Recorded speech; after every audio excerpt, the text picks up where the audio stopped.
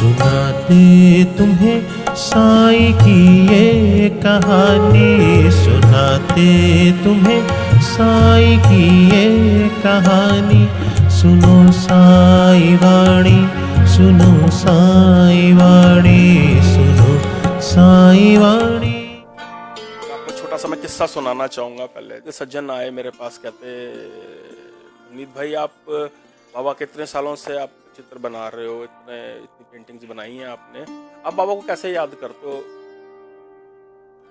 मैंने क्या बोला उस समय उन्हें, मैंने कहा मैं तो याद ही नहीं करता।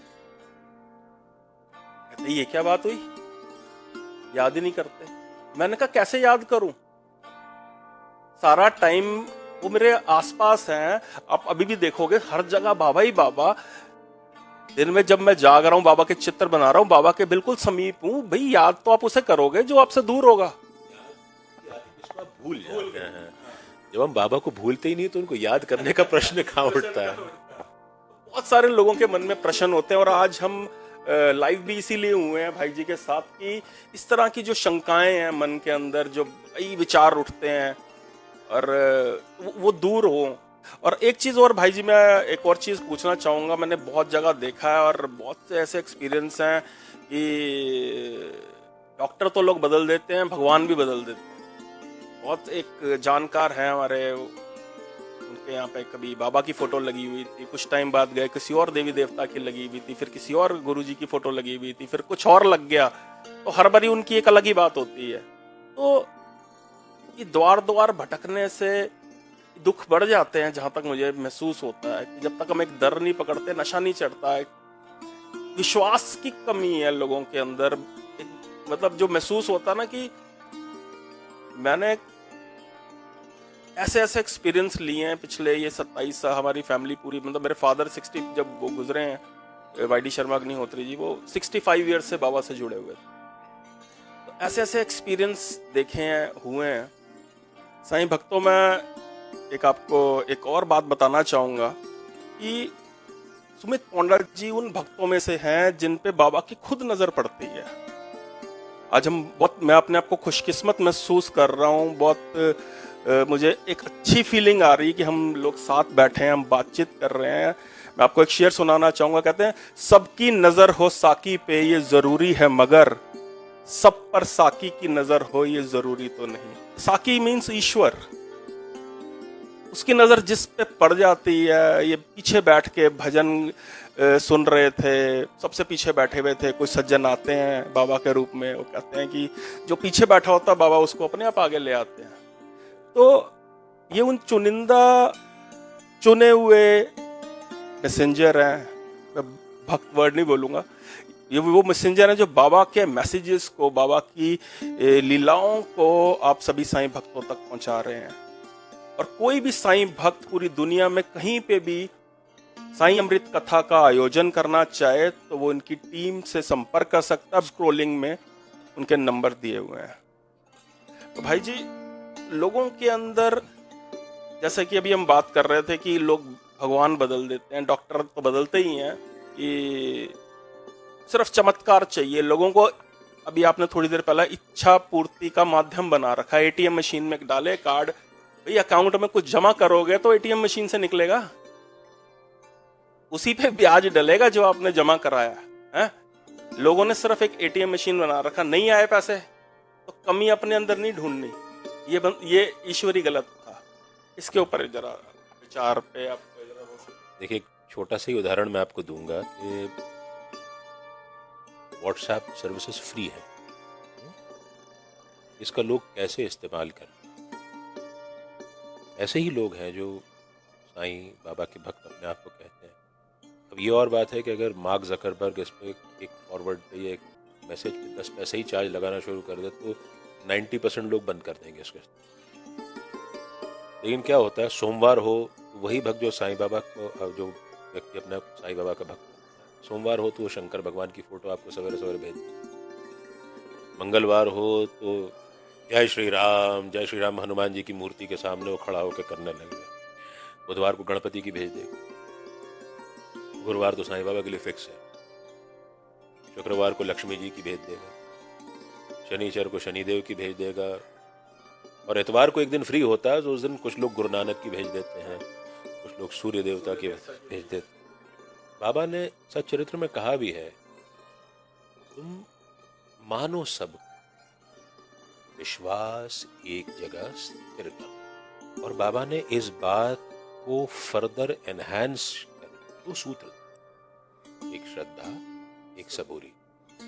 ये जो लोग अपने आराध्य बदल रहे थे उनके अंदर सबूरी और सब्र कैसा होता है, ये आप इस किताब को पढ़ेंगे तो शायद प्रकाश हो जाए। बाबा सच्चरित्र में कहते हैं कि तुम्हारे इर्द गिर्द सब कुछ उल्टा पुल्टा हो, पूरी दुनिया घूम रही है, कोई भी चीज तुमको समझ ना पड़ रही हो, लेकिन तुम शांत बैठे रहे। ये श्रद्धा है। जब सब कुछ गलत हो रहा हो और उसके बाद भी अगर तुम्हारे अंदर आशा की किरण बाकी है तो ये श्रद्धा है। और उस श्रद्धा को तुम बिना डिगाए अपने अंदर बाबा की ज्योत प्रज्वलित किए रख सकते हो, वो सबूरी है। उस तूफान के गुजरने का इंतजार करना। देखिए, तूफान प्रकृति का नेचुरल रूप नहीं, वो एक डिस्टर्बेंस है और डिस्टर्बेंस कभी स्थायी नहीं होता। आप गुस्सा करते हैं, आप क्या हमेशा गुस्से की परिस्थिति में रह सकते हैं क्या? आप गुस्से में हमेशा नहीं रह सकते। आप जितना जल्दी होंगे आप नॉर्मल होना चाहेंगे गुस्सा करने के लिए। आप, क्योंकि वो आपका एक टर्बुलेंट पीरियड है, वो एक आपका अननेचुरल पीरियड है।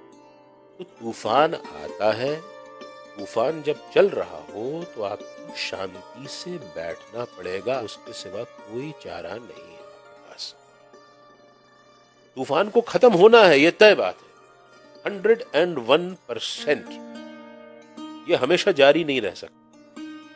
प्रकृति शांत होती है, चीजें मन माफिक होने लगती हैं, समय का चक्र पूरा घूमता है, आपका भी समय आता है, परिस्थितियां अनुकूल बनती हैं, आपको ध्यान रखना पड़ेगा।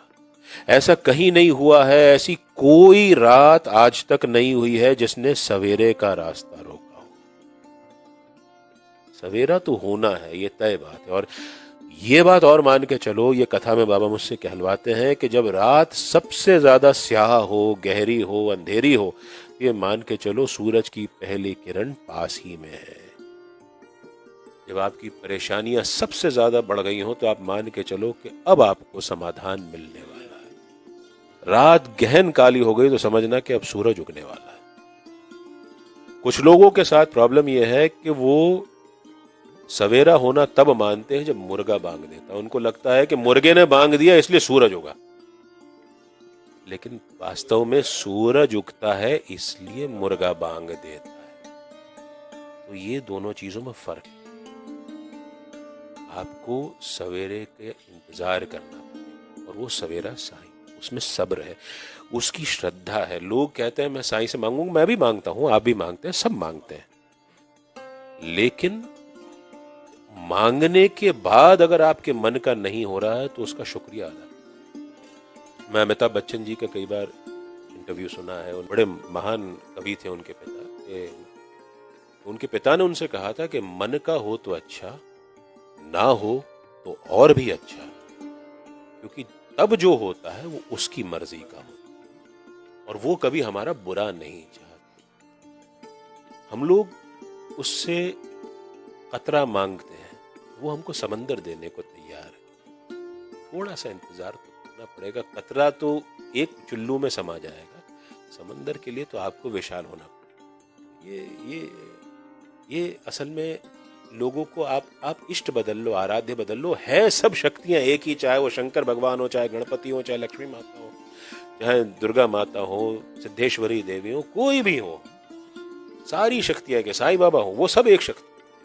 केवल उन्होंने आपकी सुविधा के लिए, आपको भक्ति की राह पर आसान से चलाने के लिए, आपके विश्वास को आसान बनाने के लिए अलग अलग अवतार लिए, सब एक है। तो आप जब आप एक अवतार की डिसरिस्पेक्ट करते हो तो आप उस परम शक्ति की डिसरिस्पेक्ट कर रहे हो। तो आप मानो सबको, विश्वास कहीं भी एक जगह